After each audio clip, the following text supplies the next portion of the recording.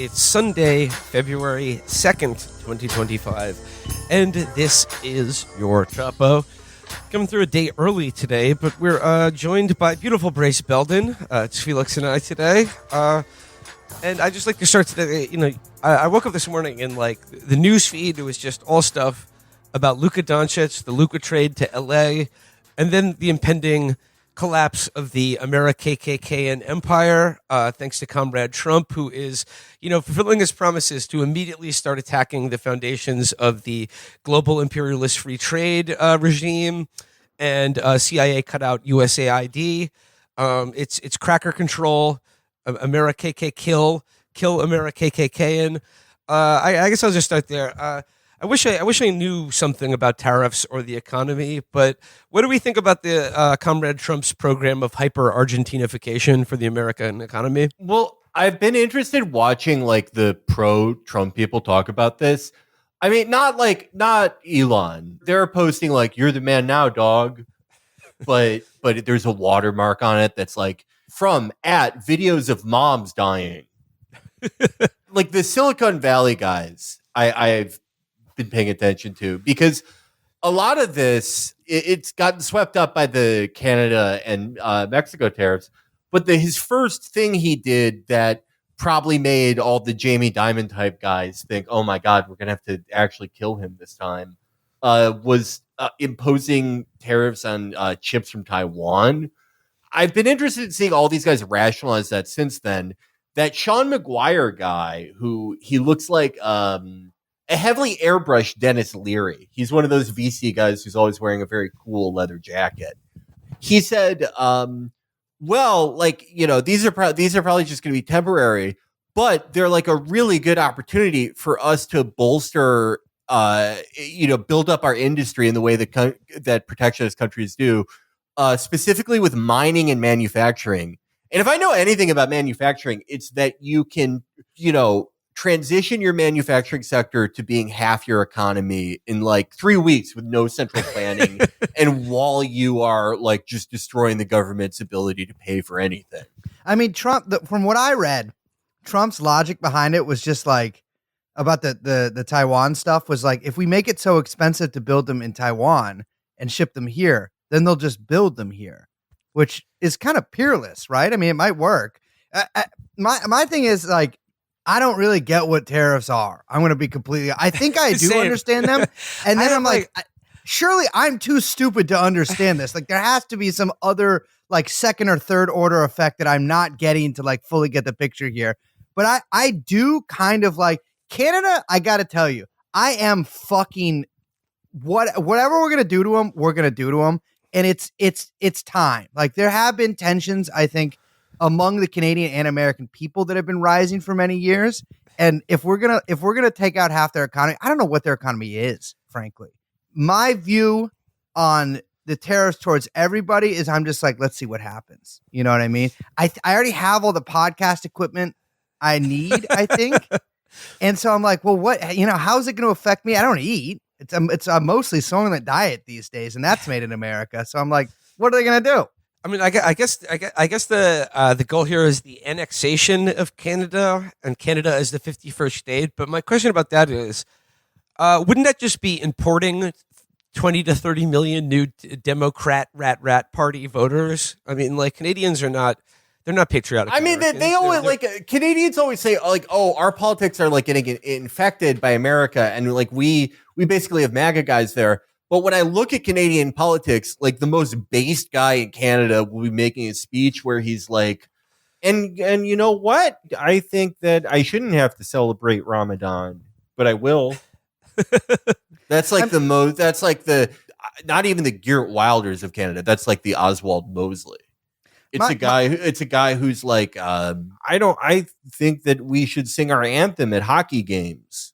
I mean, my thing is what do we do about the Quebecois once we take Canada? Because I got to be honest, they have been infinitely more tolerant of whatever is going on with that than I think any government would ever in any other period in history would do. Because it's okay, you are mostly Catholic and want to speak French. And now every single sign in Canada has to be half French. I don't know every single sign. I mean, it like, seems like it. I'm just like, and they treat them. The guy, one of the main proponents of Quebecois nationalism. Like, what's his fucking book? He has some book with a rude racial slur in the title. Where the classic political move of calling yourself the N-word in a political argument. Yeah, I love that move. The white N-words of America. The precocious autobiography of a Quebec terrorist, and it's like, I'm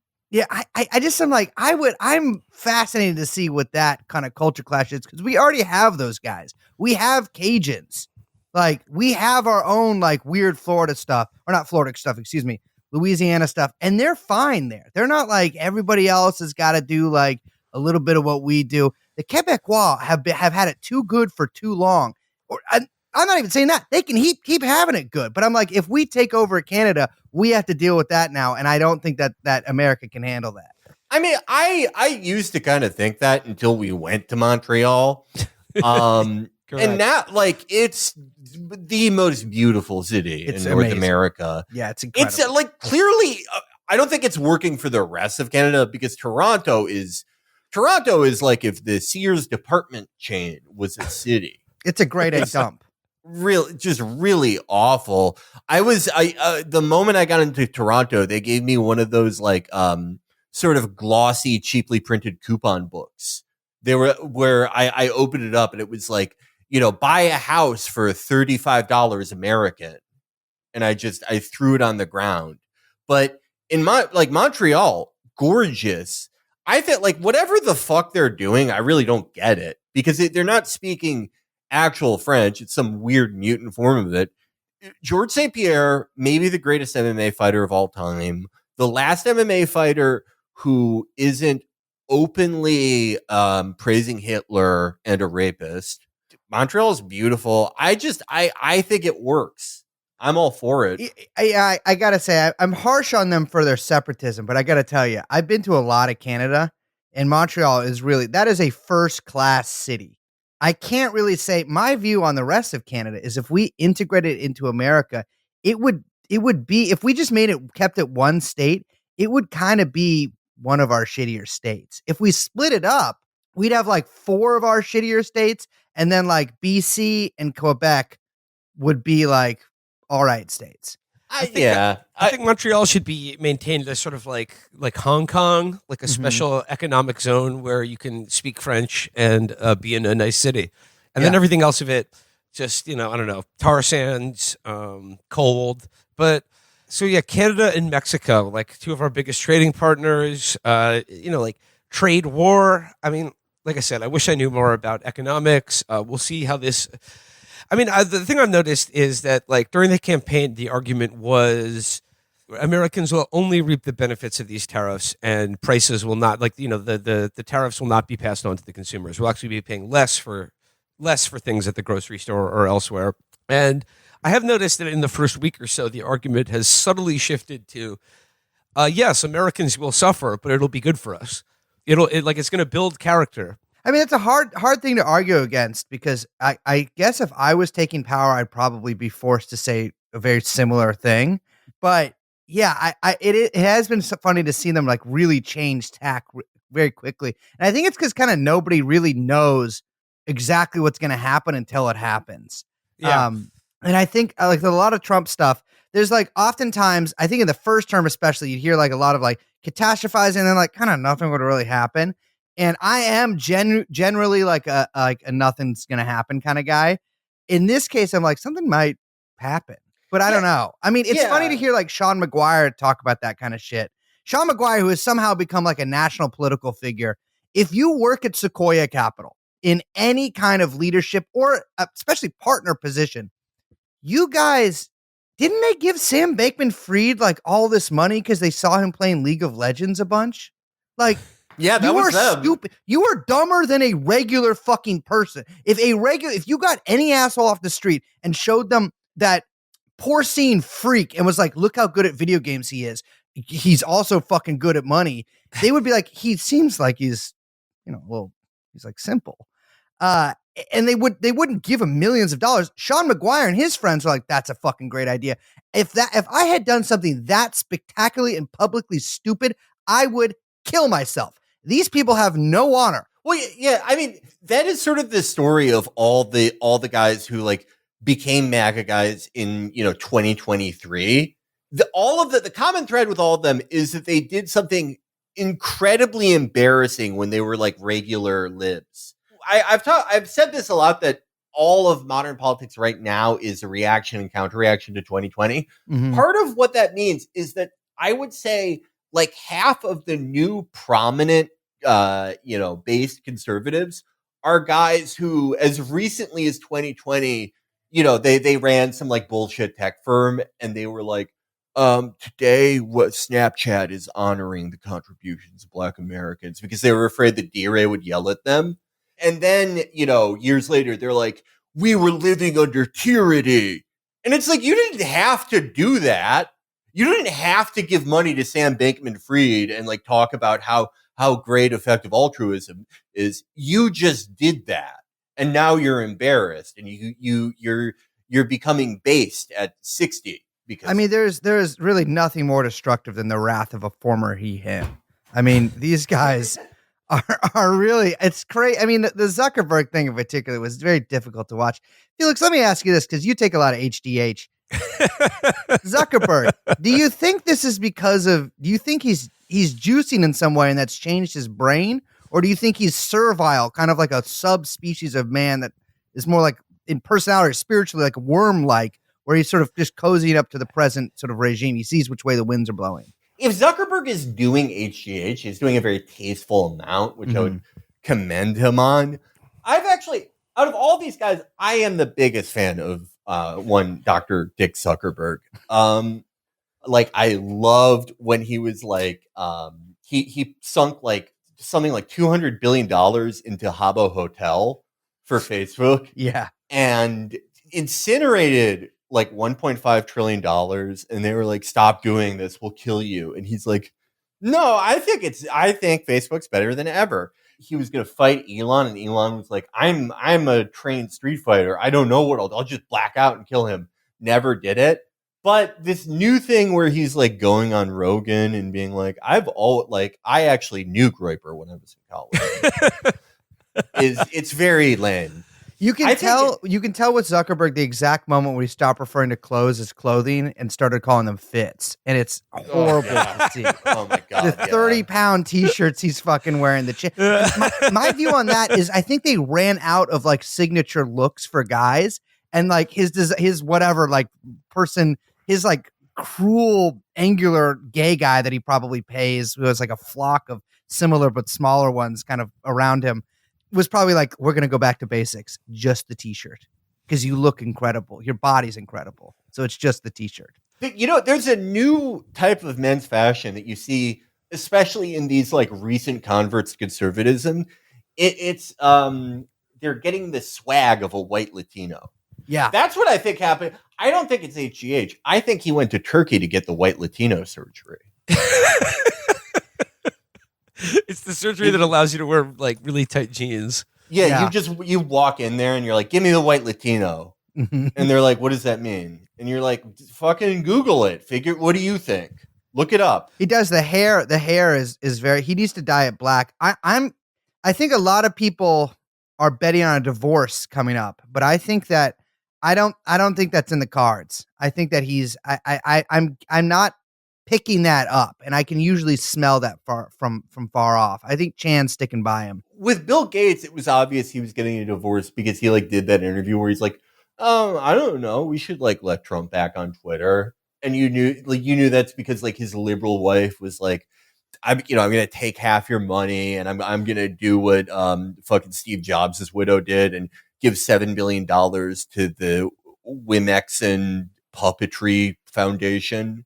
I'm going to pay for articles for the next 300 years. With Zuckerberg, I get the sense that they're like Usha and JD, where it's just like they're riding together for whatever disgusting thing they're doing at any given moment. The big New York Magazine article about the sort of young Republican gala in New York City. And like there's there's a white Latino strain of it too, but I think a lot of this article is basically kind of people who wish they lived in The Great Gatsby, not the novel, the Baz Luhrmann movie. And I think here there's this story got a lot of ink, but I'm just going to go into it here. This is The Cruel Kids Table by Brock Collier for The Intelligencer. I'm going to read here. It says, the party is at Butterworth's, a new dimly lit bistro that became the hotspot for the right, in part because one of its investors is Raheem Kassam, once the editor-in-chief of the UK edition of Breitbart. On the menu are themed cocktails with names like American Carnage and The Second Term. In the middle of the room is, in a hip-hugging emerald ball gown and a hefty string of pearls, is Tanya Perseibik, the wife of Jack Perseibik, a far-right activist and one-time Pizzagate pusher. She has just arrived from one of the president's 3 official inaugural balls and is telling me about how splendid her night has been. She even met Mike Tyson and Conor McGregor. She's surprised, she admits, that despite the horrible traffic, the below-freezing weather, and the general pandemonium, it's been a no-drama weekend. I haven't heard anyone complain, she says, almost shrieking with glee. It's such a positive vibe. So what do we make of the new sort of right-wing party scene reporting? It's like, imagine being at a party with Mike Tyson and Conor McGregor. It's such a positive vibe is how I would feel about that. Yeah, absolutely. Haven't there always been sort of tacky young finance guys on an executive track and Zorro wearing girls who go to these things? It doesn't seem like a new phenomenon, is what I'm saying. Yeah. It seems like they're this thing where people brag about having a social engagement is very weird. Everyone does it now. It reminds me exactly of the David Shore article where he's like, I actually have sex. Those pictures, man, of Sean McKelvey in the hammock, surrounded. By the way, Sean, if you're listening to this, I've said this a million times in many public places. Please hit me, tell me everything, because you are unfortunately probably going to go to prison at some point for something, because you are a criminal. But yeah, the David Shore party pictures, it's very similar in the kind of reporting. It's a bit more about them though. Yeah. I think something that I've noticed as a trend on the right wing for kind of since the 2016 meme magic stuff is there's a lot of these sort of right wing accounts on Twitter that are I don't know, I guess you would call it kind of Pinterest, but fascist Pinterest or whatever.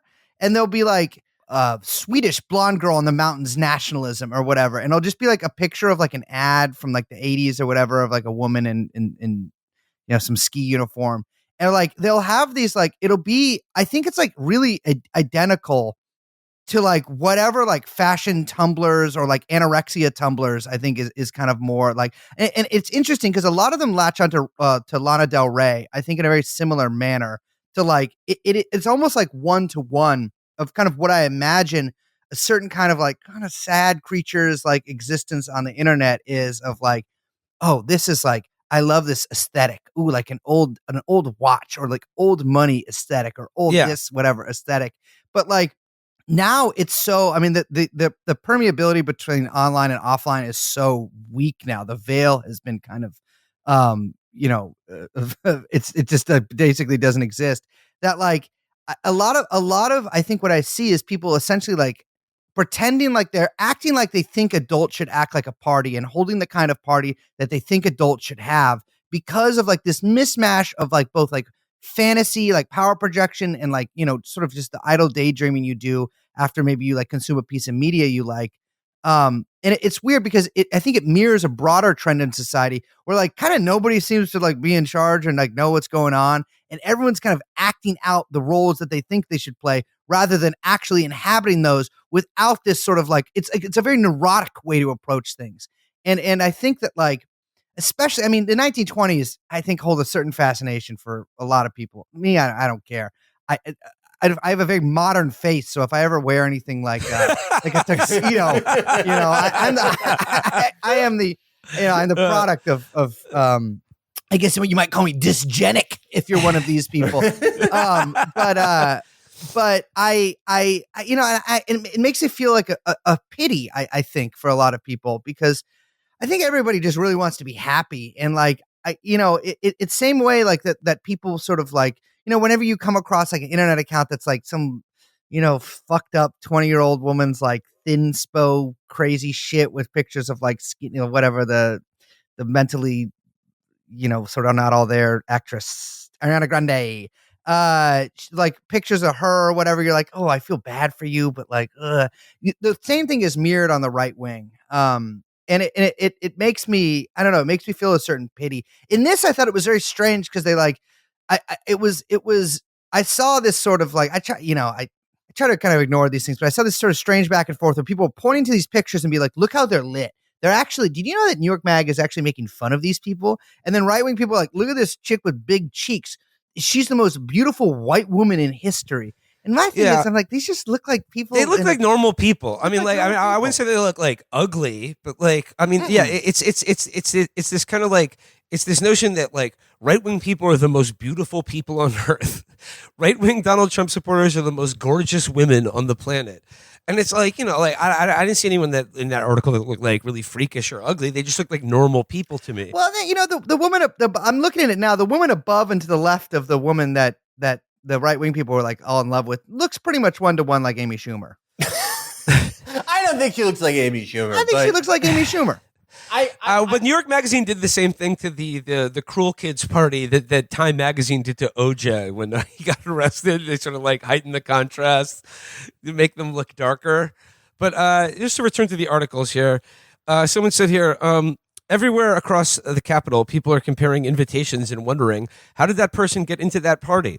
As usually follows that question, why wasn't I invited? As one 28-year-old conservative influencer, Xavier DeRousseau tells me, it's Republican Coachella. Donald Trump is our Beyonce.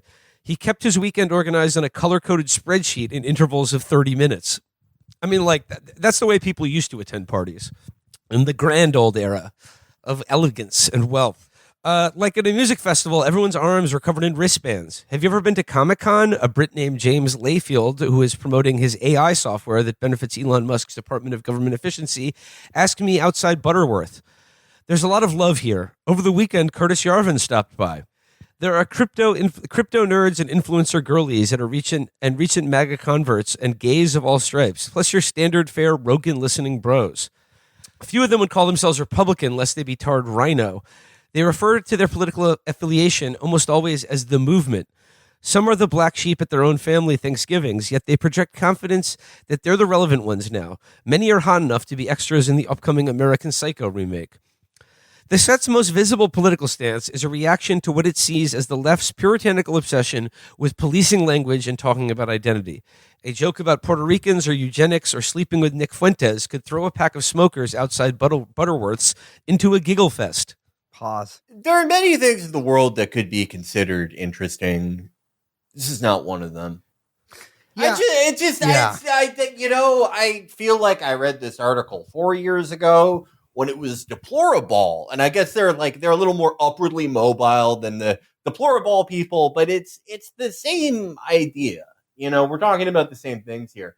I do like, and this would be, God forbid, another article coming to this world. But if there needs to be another article, this would be a good article. Every time there's like an article or like, a viral political thing, right-wing guys are like, oh, there's a new woman. I've seen 12 of these things happen in the last 6 months. I know, they get a new Hawk Tua. Like, yeah, it's serious. There's one lady, I love this lady. I can't remember what her name is, but she went viral for like saying the N-word or something. I think it was like Lily Phillips or some shit. She's amazing. I love her. She's been trying to recapture the magic, and to me, it's almost like if Hawk Tua girl tried to like come up with a new euphemism for sucking dick in a normal but kind of crazy way every time she did like a thing, like she was like sit and span or whatever. Like she tried to like come up with a new catchphrase. This woman's just gonna like she's finding out. She's like having to like Google sub races or like extinct like competitors to the Neanderthal in order to be racist against them. And you don't have the magic, honey. I love her. Like if she was like 10% more self-aware, she would realize that she could be like the right-wing Lena Dunham. But she's so kind of like a lib is like, I'm a hot girl, you know? And it's so like, I saw her, she was, she posted some selfie and some Groiper guy replied to her, a guy from my community. He was like, you look like a fucking Jew. And she was like, I agree. Jews look like weak women.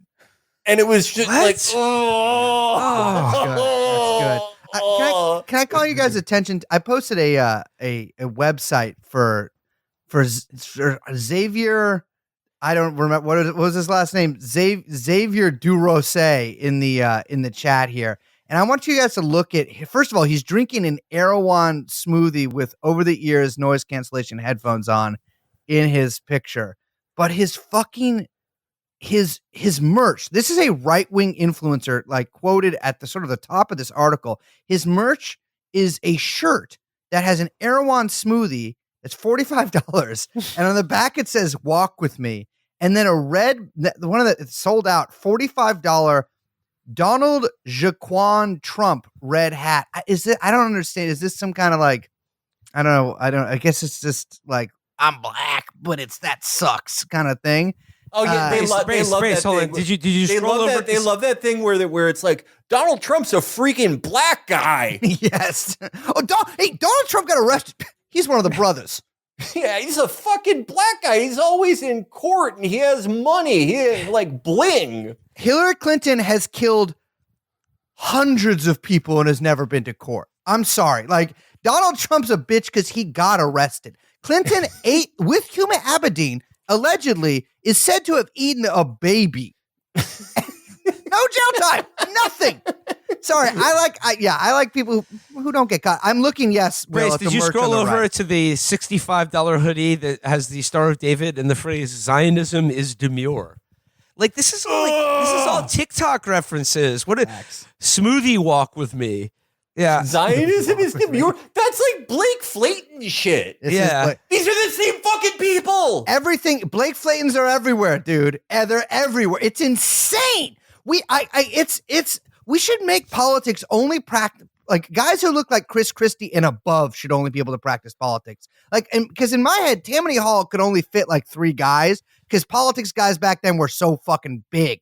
And now you've got all these skinny little twinks. Every political ideology. This guy is like, I kind of respect it, frankly, because he only has a merch. His entire website is just contact and merch. That's it. And I'm like, I don't really know if this is an influencer, but God bless him. It's insane to me. Like, because Zionism is demure. Like, what is the difference between that and Kamala is brat? Nothing. Everything is brat now. But that's done. That's done. Now we're fucking based. Now we're racist. Have you guys become? We were thinking of becoming conservative or liberal. I think we're doing liberal now. But I'm saying this: you guys got to become conservative. Well, yeah. I mean, like I'm a non-political groiper right now. Yeah. Okay. I just think the frog is cute, but I think I could get into it. You know, why not? I watch Nick Fuentes every night, but it's like watching King of Queens. Like, I don't want to become like a UPS driver or whatever. Like, I'm just watching for the information. I'm just watching to get information. I mean, I would like to. I mean, I think on my conservative turn, I don't really like the 1920s aesthetic. I think I'm gonna like throw parties that are like Oklahoma, the musical themed, and then like the conservatives like me, we can be the cowboy, and the libs can be the farmer. But the farmer and the cowman shouldn't be friends. But we'll have sort of like a square dance style aesthetic at our parties. We'll be, gingham skirts, things of that nature. I think that's a potentially fertile ground for aesthetics. You have to pick something and be like that nationalism. Like my thing would be, base hunter nationalism. We love the song Dota. So your thing could be, I don't know, Michael Mann nationalism, some shit like that. Yeah, I'm thinking of I'm hoping with Kash Patel getting in there, who I love, who I adore.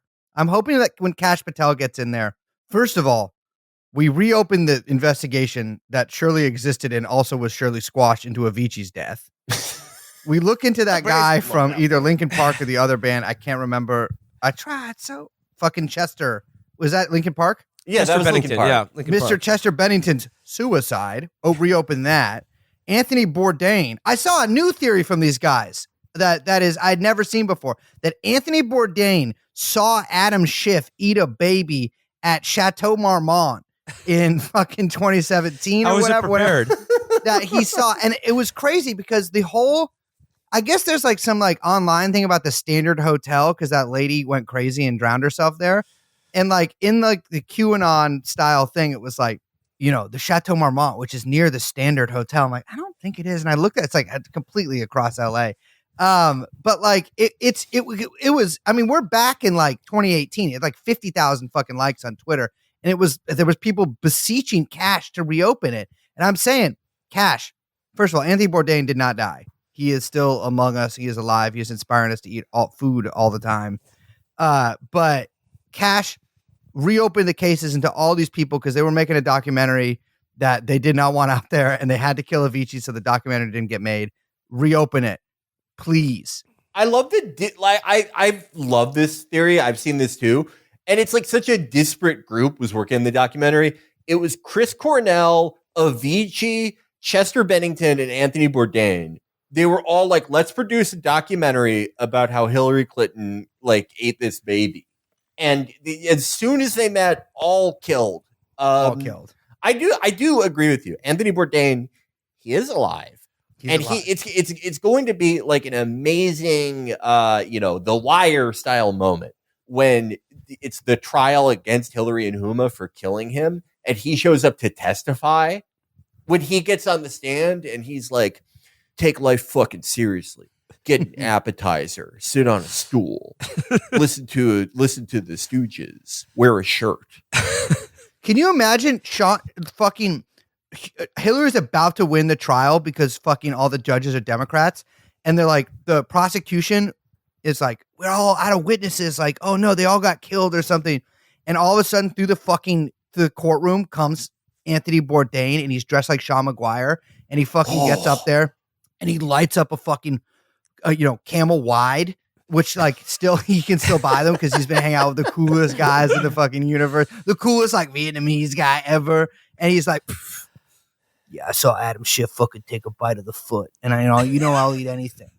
I'll fucking eat anything.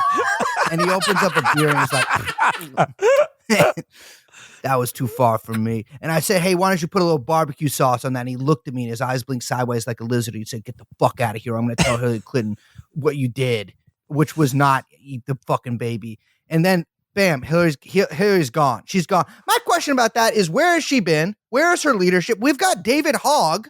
Speaking of people who are, bad childhoods. And I'm not talking about the motherfucking school shooting because, you could tell something went on with that boy.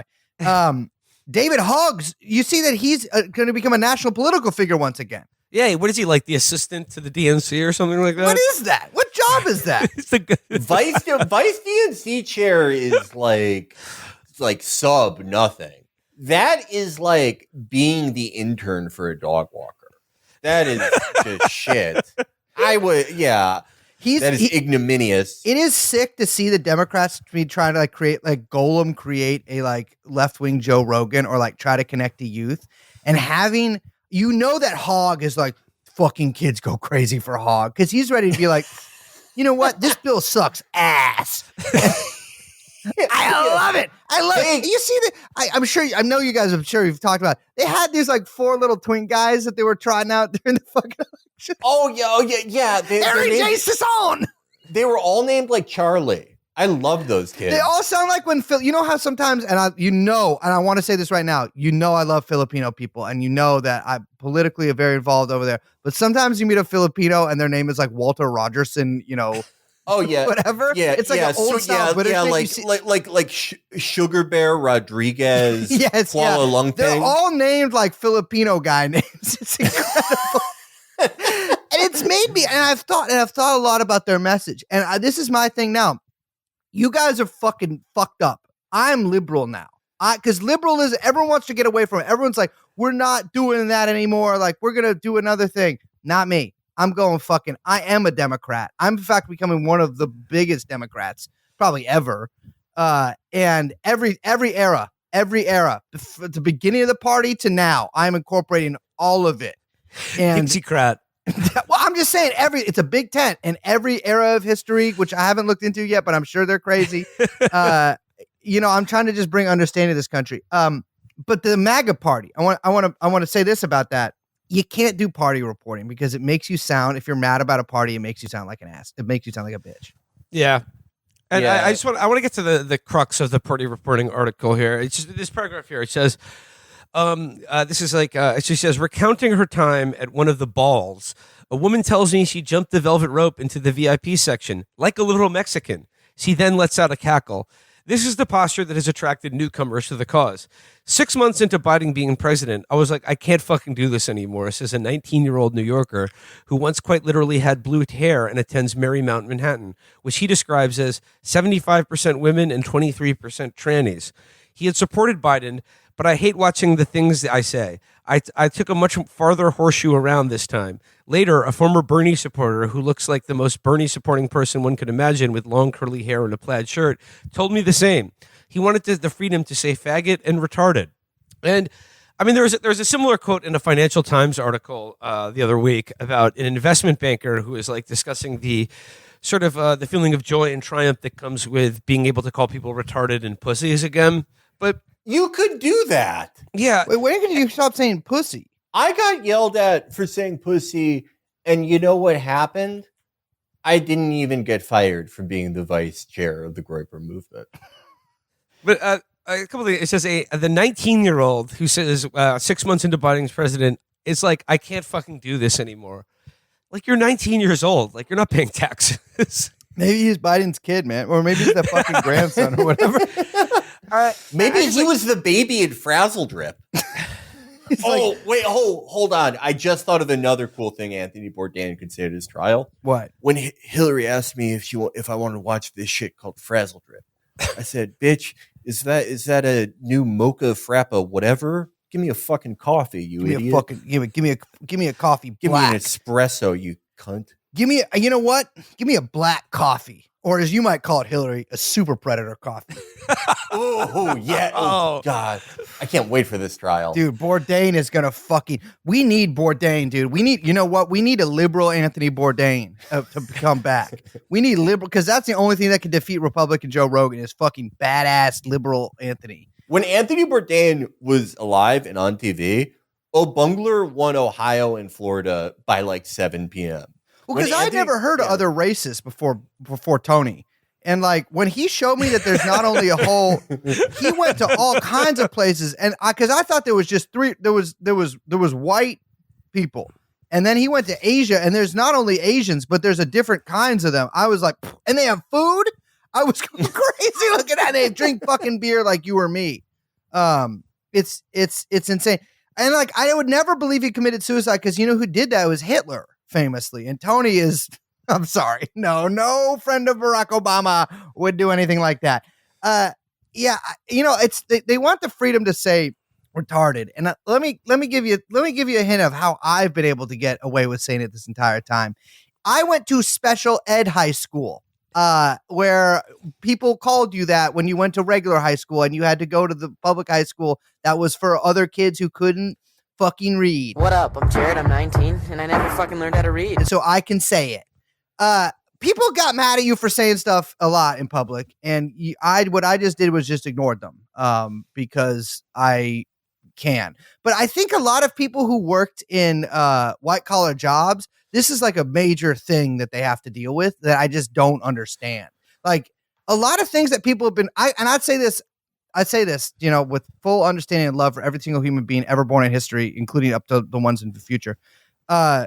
I love everybody, but have never worked in an office, and I think working in an office makes you go like a crazy person. Yeah, that is. I think it does. Yeah.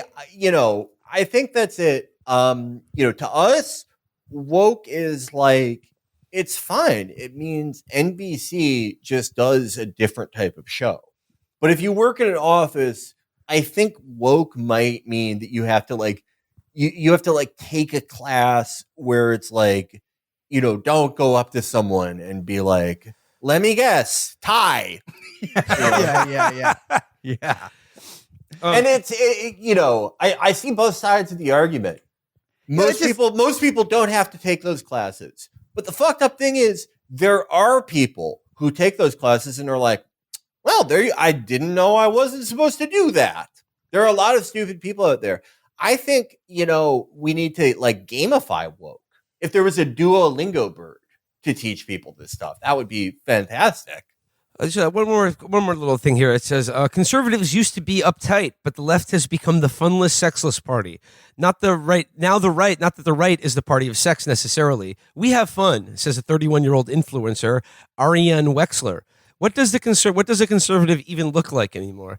And I guess, I don't know, is it a revelation that conservatives do drugs and have sex? Does that come as a surprise to anyone? No, Matt Gaetz. Yeah. I mean, they love to party. Conservatives love to party, love doing sex and drugs, just like everyone else. But I guess my concluding thought on the sort of right wing scene reporting here, I have to credit Ben Mora of Seeking Derangements for this observation about the New York Magazine cover, and that is, what do you think the J6 defendants think about these rich kids getting all of the credit for the new sort of right wing cultural turn? I mean, if you're a diabetic 60-year-old who had a mild heart attack walking up the steps at the Capitol, only to spend the next 4 years in prison for shitting in a garbage can or something like that, or stealing Nancy Pelosi's pen. I mean, what do you like? It must feel pretty shitty to see these these scenesters just swoop in and just get anointed like the new cultural avatar of Donald Trump's America. And that's not. I mean, that's not new. The Republican Party has always had the Jug Hooters and the Great Gatsby vibes set, and one has always thought the other is trash and beneath them. But on the other hand, all the J6 people who got pardoned, they see the day they got out of jail, they instantly drank a bottle of NyQuil and drove headfirst into a police station. And even the ones who haven't killed themselves or killed someone else or molested, did the classic low IQ move of going to Starbucks and trying to get, download CP. That's a big one for these types of people. Even the ones that are freed for the time being, do you think they're reading New York Mag? Probably not. But if they are, I don't know. I think they would be these seem like great young people. I'd love a wife like that. She wouldn't be talking about all this fucking woke shit. But if they ever met, it would be the when Borat tried to put Pam Anderson in the bag. I think part of it is funny because in my head, this is what been frat guys have been for forever, right? Mm-hmm. Bush, whatever, 84 t-shirt and a Budweiser and like slurs or whatever. And but it's funny because no matter if you're a left-wing New York person or a right-wing New York person, everyone always has to pretend that New York discovered it. And so now it is a real thing.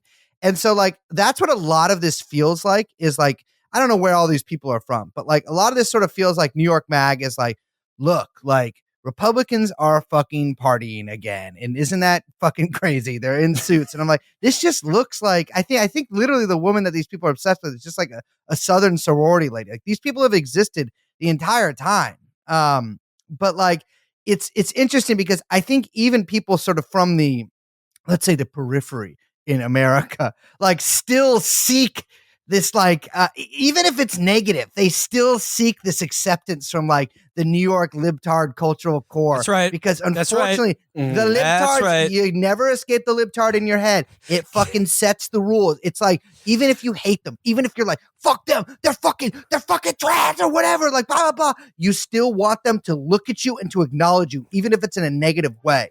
That's what it is. NYC continues to be number one. I'd like to transition down for the rest of the show.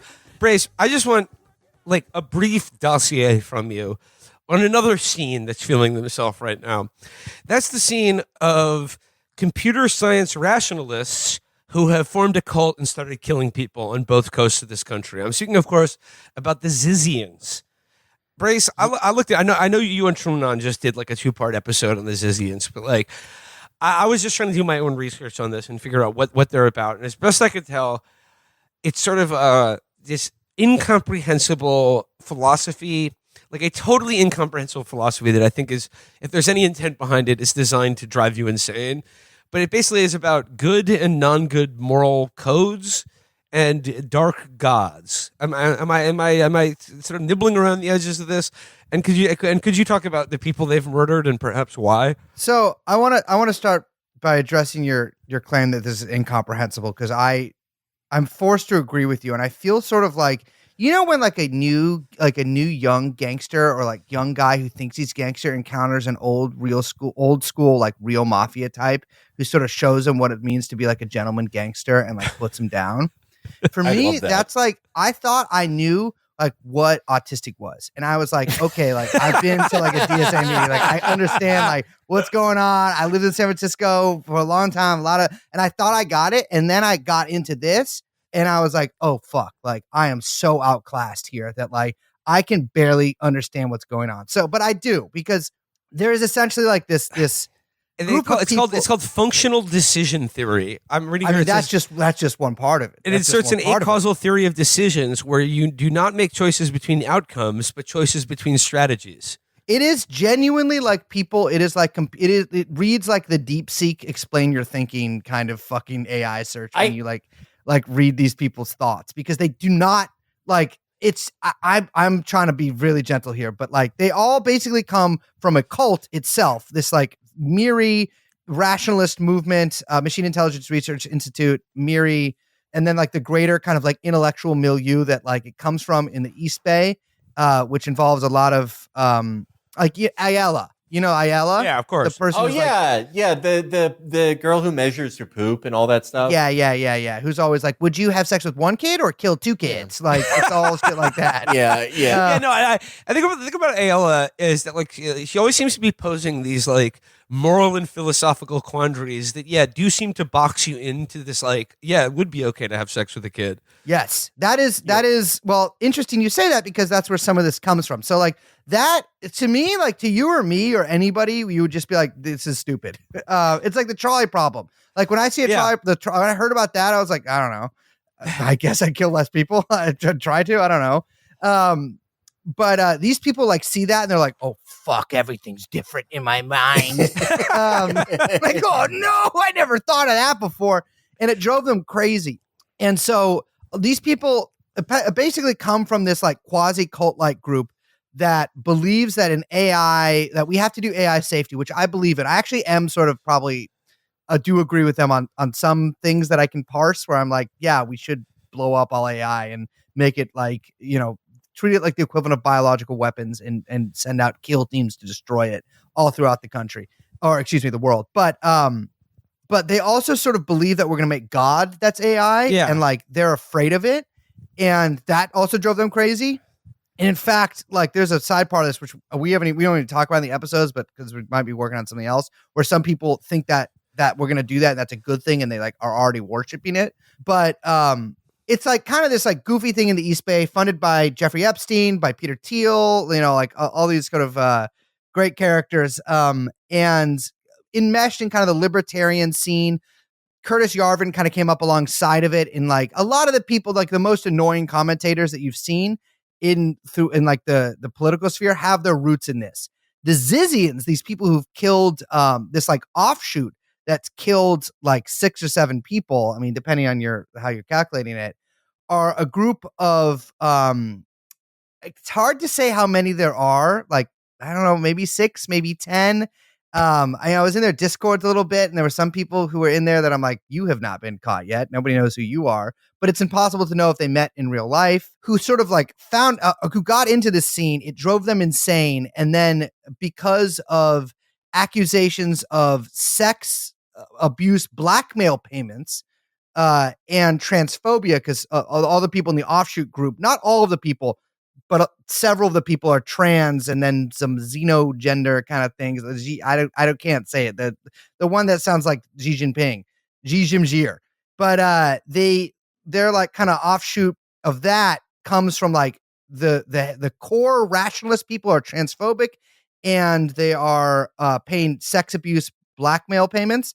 They split off and then they sort of live on these boats and they live in these weird little insular like trucks communities. They live in box trucks and they go crazy on Discord coming up with D&D characters and then are so insane and bad at like doing anything in reality or like actually interacting with human beings that they end up killing definitely one guy in Vallejo, causing the deaths of the Border Patrol shootout, of a Border Patrol agent, which, no tears here, and one of their members, and then almost certainly killing the parents of one of their members, and then either driving two other people to suicide or one of those people might not have existed. It's like, there's a lot of parallels to the Manson family here.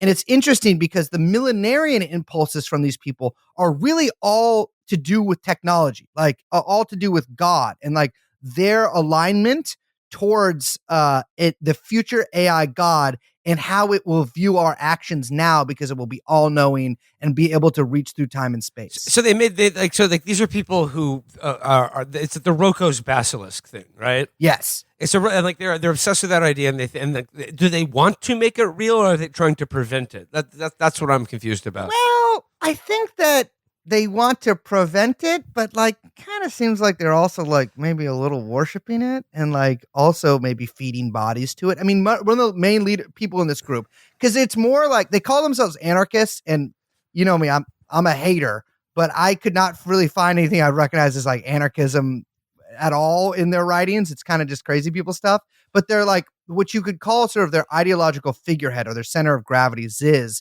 was driven insane by Rocco's basilisk in like very like no uncertain terms. And for those who don't know, Rocco's basilisk is an idea from the forums that these guys post on that was deemed so dangerous that it was banned from any mention for many years. But it's the idea that there's going to be a future AI God in the future that we're going to make, and he's going to be so powerful that he's going to come back in time and punish and torture you forever for not helping him bring it into existence. That is like a central belief for a lot of these people. But the Zizians are different because it's funny because like people have been trying to ascribe all sort of motivations for a lot of their stuff. And I've been open to any interpretation. But really veganism is like a major component. Yeah. They describe themselves as vegan Siths. Yes. Like the Star Wars bad guy. First of all, I love, what you pointed out about the autism thing, because this has been driving me crazy. Just like people think schizophrenic means you type the government into Google and take a picture of it. People think that, oh my God, I'm the only guy in the world who reads fucking Wikipedia. I'm fucking autistic. And I am so glad someone is out there reminding everyone that autism is the bite the teacher disease. I can say that. Correct. Secondly, I don't support what they're doing. It's all very confusing to me. But I do think that America does deserve a kind of vegan ISIS after what we did to the environmental movement in the 90s and 2000s. Robert Mueller specifically, he is public enemy number one for me. Yeah, I mean, it's interesting because they have their defenders sort of like on Twitter. I've been reading them, and I think I have to give a little bit of grace here because, like, listen, if I was part of a very small insular group that talked to each other on Discord all the time, and then like 6 guys from that group or like 6 people from that group fucking, killed a bunch of people in the name of whatever the fuck we were coming up with in there. I guess I would do, I don't know what my cult would be. It would probably just try to be white Chinese, but like, Can I join now? Yeah, absolutely you can. Absolutely you can. But like it's crazy. I mean, these are probably our first serial killers or like group. I don't know if serial killer is the right word, but our first like murder group that has one of the like the guy. Max is not trans, which I think has been mistakenly identified as such. Who killed the guy in Vallejo? Like he murdered this landlord in Vallejo. Who survived. It's because like they were living in tractor trailers on his property and stopped paying rent during COVID, and then they killed him when he asked for rent. Yes, they hadn't paid rent for 2 years, and he was like, "Guys, like I He also lived in a tractor trailer. He's like, you've taken over the entire lot. You've put padlocks and everything. You're freaking me out. Like, you're throwing rocks at my trailer. Like, can you please leave? And then they lured him out to one of their trailers and then stabbed him from the back to the front through with a katana. So like pierced his, the katana was sticking out of the front of his chest, and he still pulled out a gun and shot two of them. And he's 80 years old. They finally actually killed. He survived that, and they finally actually killed him. A different person who wasn't there that day, about 3 weeks ago or 2 weeks ago in Vallejo. And the guy who did eventually kill him, one of his last posts on Twitter, and in fact in his Discord, be gay, do crimes. No, brother. No, brother. It is apologizing for BDSM-centric erotic role play with another member of his Discord. And I'm sorry, we have not found killers like this before.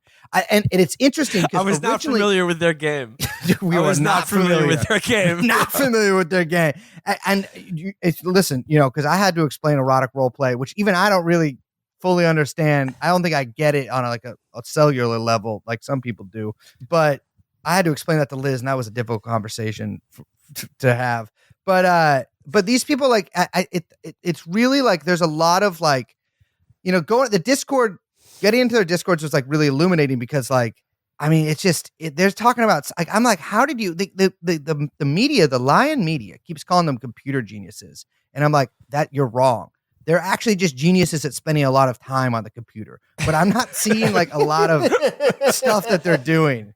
That they're not like coding some crazy thing. They're the best at being on Discord. Yeah, they're geniuses at being on Discord. And I was thinking about this in the context of the black Nazi school shooting, like the incel guy that happened recently too, like almost the same week.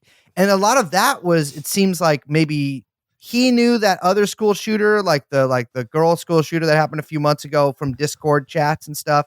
And I'm like, we need to there's no reason for Discord to exist. Because a Discord, as far as I understood it, is like what a team speak or whatever. Like you can talk to people while you're playing games with them. Yeah, you don't need a chat. You don't need a texting thing. It should be directly connected to computer games because there are bad things happening there. But I guess, Brace, here's the thing I don't understand. This is sort of like a incomprehensible philosophy based around the blogs of a person called Ziz. Yes, but the Tumblrs. What do they want other than to be able to live without paying rent? And I just can't discern what are they trying to achieve? Like what are their values? What are they trying to inculcate in the culture or in some future date other than a dark AI god? As far as I can understand it, they sort of view the AI gods' view of us similar to our view of animals. And so we have all these Auschwitz factory farms, which I don't disagree with, around. And so if they don't practice this militant, violent veganism, then they'll be Rocco's basilisk in the future and tortured because they will be like the carnist, genocide heirs that everybody else is. However, the actual murders don't really correlate with any of this. They haven't killed any heads of meat companies or anything. They've just killed random people, or they've just killed anybody that they didn't like, it seems like. And so I think a lot of it is it's pretty incomprehensible in terms of politically. I think that is so far outside the realm of their understanding because it hasn't been talked about in Steven Universe, but which there are many links to on that blog. So I'm not talking out of turn here. But I think it's more, you kind of have to view it almost more in religious terms rather than political terms. And I think it is an apocalyptic millenarian sort of fantasy scenario they have where actually, even though this apocalypse of the AI might happen hundreds of years in the future, that AI is so powerful that it can torture those who exist now by uploading their conscience. I mean, it's just nonsense. And so they're acting in this way, in this philosophy, using a lot of this logical functional decision theory, causal decision theory, whatever framework in order to justify basically anything they do. So what they actually are kind of pitiful loser outcasts of society who can't keep a job and get kicked out of every apartment they have because of roommate problems, which was unfortunately seemingly the genesis of one of these people's descents into madness. But they're using their sort of philosophical framework to justify everything they do after that, if that makes sense. So like, okay, yeah, we are essentially like people who live in box trucks and harass an old man on his property in Vallejo and like then run walk him around through with a katana. Yeah, and like run him through with a katana. But we're actually saving the world. And like, we're not only trying to save the world, but like we're trying to prevent even our own torture in the future by this like basilisk AI god that's going to be created. And so everything we do actually leads eventually to us saving the world.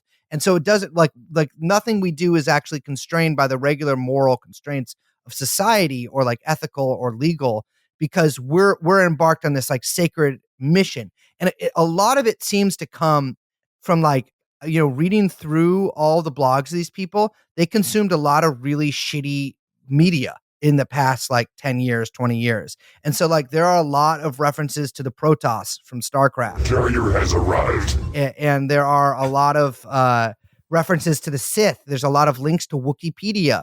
And like they sort of view themselves as people who must act in evil ways, although they wouldn't call them that, because they're ultimately doing this good thing. But they're unfortunately kind of too stupid to actually figure out a master plan, or maybe they have one and haven't published it. And so I've just kind of gone around killing people, especially over the past like 6 months. Well, that ties that up. I guess I want to know, Brace, if I join the white Chinese cult, can I justify all of my most evil and selfish impulses in sort of like in terms of supporting China?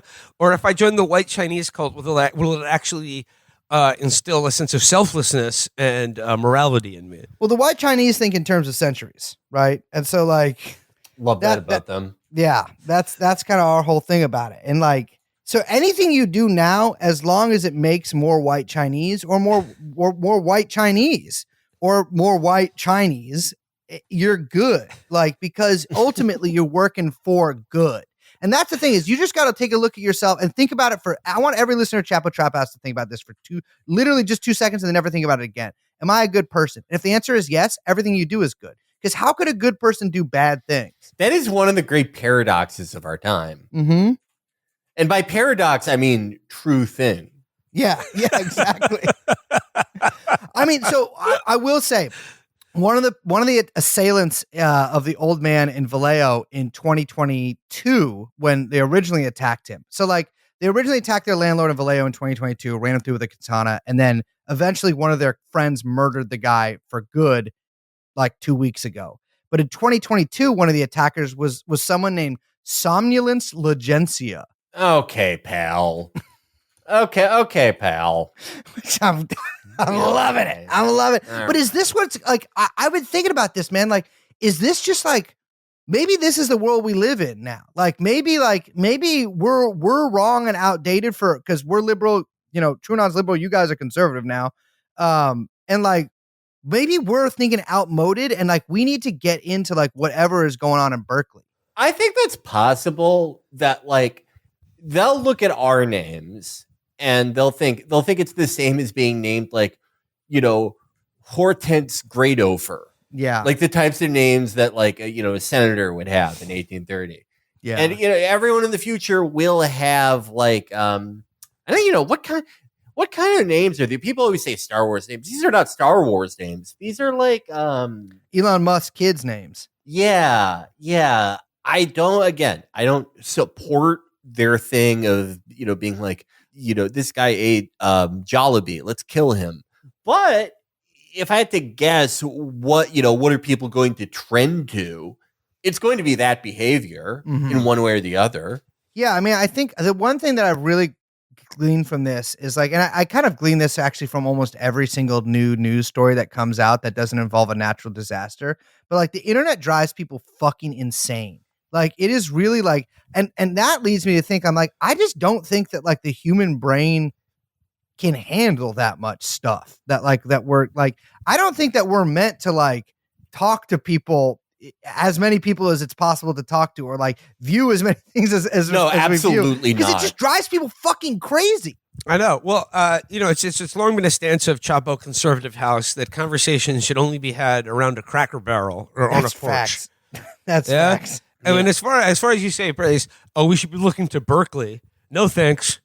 Chapo Conservative House knows Berkeley is a hotbed of loony liberalism, and I won't be taking any advice from them from the gay area. See, I can say that now because of Roko's basilisk. Yeah. I mean, for me, my vision of the future that I want, not even that I want, but that would be preferable to the one that we're probably going to have, is like one guy. No, fuck it. I'm liberal. One woman that looks like G.K. Chesterton, and just stop. That is just pushing buttons. That's shutting websites off. That's just push. Like, we ban almost every website. I think there needs to be an upload cap. I think that we need to ban the front-facing camera, and I think that you're allowed like a certain amount of text message. Like, we need some kind of digital rationing, but that isn't necessarily like correlated to the amount of things that we can do, but or like the amount of data that we can have, but that is it's correlated to the amount of data that the human mind can comprehend. And I think that there's just too much of that. And yeah, but for me, my brain's different because I'm a little bit of a cyborg because I have a permanent retainer, and so I think that like I can deal with it, but a lot of people cannot. Well, I guess I have to offer my conservative opinion. Of course. Now. Since you offered your liberal one, Will offered our half of our conservative one. I'm gonna offer the other half.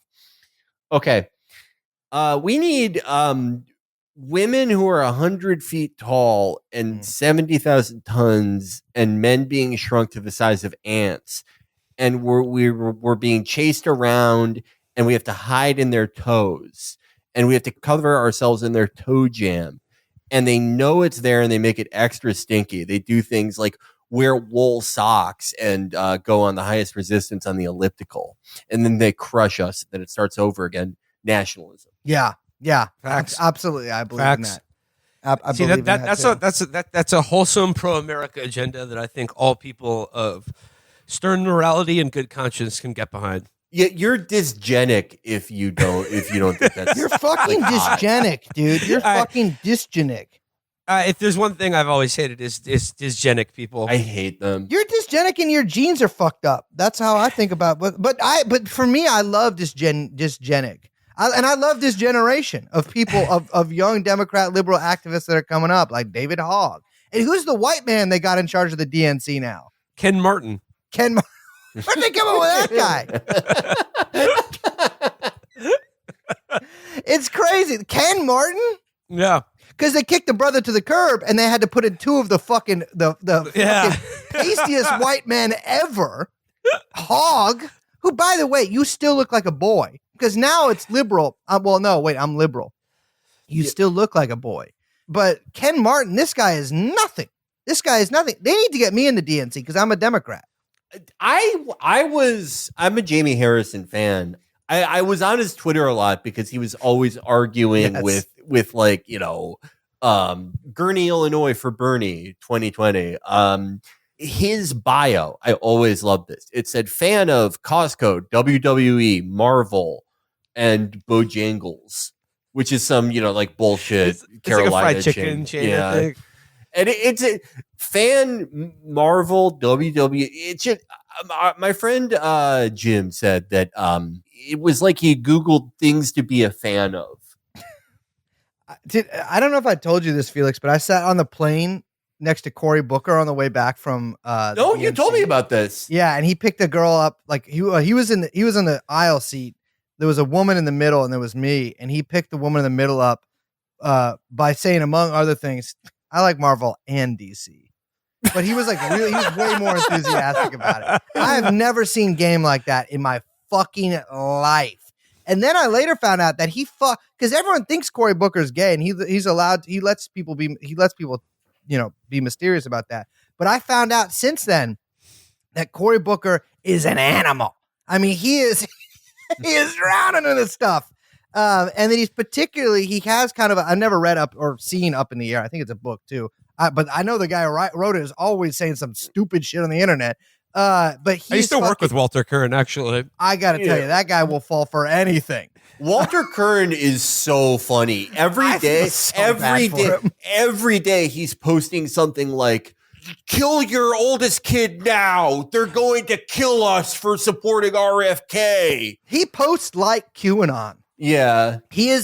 Walter, you were not you were not at the party. I'm sorry. I don't know what to tell you. There's a lot of these guys like that. It's like you're not in the club, but I appreciate you in the line because I love everybody. But Cory Booker fucks in airports like nobody's been. I've never fucked in an airport. Under what circumstances would I? But I mean, obviously like a grinder or whatever situation, but I don't fuck with that stuff because it's dangerous. But Cory is like in there and like having women meet him in the lounge, making love to them, and then putting their asses back on the plane. I'm serious. Respect, Cory. They need you to head the DNC so we have more of the women's vote. Yeah, you told me about this gutter in detail, and I was utterly transfixed. Amazing. I loved it. It does appear that he's going to have a significant role because Chuck Schumer loves how he does his TikTok, and he's telling them, hey, you know that elderly man that they picked over AOC for oversight, the guy who has exactly 17 minutes of life left. We need you to do Miles Morales NPC videos with him. I'm saying they should have Anthony Weiner back up there. Post a picture of that fucking dick again. That's crazy. That's crazy they got him out because gray sweatpants were invented like a few years later. And it's like what he did. If Anthony Weiner did that now, I think he would just get off. Like, I think people would be like, who among us, If he had done it through gray sweatpants, it would have been like a Law and Order thing. Like he keeps doing it, but they're like, he's got the sweatpants on. And it's like, if we're going to criminalize like a dick being visible through sweatpants, that's like it's a constitutional crisis. And not to be, not to tell tales out of school, but Huma going from Weiner to Alex Soros, who, by the way, Huma, you can do better than that, honey. I mean, you can't do better than that because he's one of the richest guys, but we know what you're doing. He's ugly. I don't care who you are. Alex Soros, and listen, I'm a big supporter of his father, George. For religious reasons, not to do with the bad. I actually don't like his politics, but Alex Soros is ugly. I'm sorry, Alex, if you're listening to this, you need to you need to do a facial surgery to look frankly, to look Chinese, because I think that's going to be really big in the next 100 years or so. But you're disgusting. Huma is delicious. She is delightful. Like, I think that Bourdain, if he's in the courtroom there, he'd be like, Hillary's guilty because I saw the fucking video. Huma, I only saw blinding light, and I am actually now conservative because I believe in something that I've come up with on my fucking badass swagger walk up to the stand called Huma Abedin nationalism that I believe in. Ooh. So I, Anthony Bourdain, am saying we should lock Hillary Clinton up for being a liberal, not for eating the baby because that's legal now. Or that should be legal because of the AI god, because a baby will eat more meat, but eventually will grow up. They grow up. Yeah. But I think Huma to me is fucking gorgeous and beautiful. I don't know where I was going with that. I just am thinking about her again. Well, I think we should leave it there today. Everyone listening to this, please start thinking about Huma. If you don't start thinking about Huma now, there's a chance that when she becomes sort of an AI god, she'll torture you for eternity. So just start thinking about Huma. What can I do to protect Huma? What can I do to uphold Huma? Huma nationalism. Yeah. Who am I thinking of tonight when I go to sleep? Ms. Abedin. Dude, her name is going to be Huma Soros. Oh, that is wretched. That's wretched. Jesus. If you're in my Groyper group right now, we need you to start posting pictures of Huma with Anthony Weiner and being like, they took this from you because, he stood up for his family or some stupid shit. The original JD Vance. Yeah, exactly. Yeah. Everything JD Vance pretends to be for whites, but isn't. Okay. All right. We'll wrap it up there for today, folks. Thank you to Brace Belden for joining us today and, enlightening us as usual. Thank you for having me. Everyone listen to TrueAnon. Okay. Till next time, everybody. Bye-bye.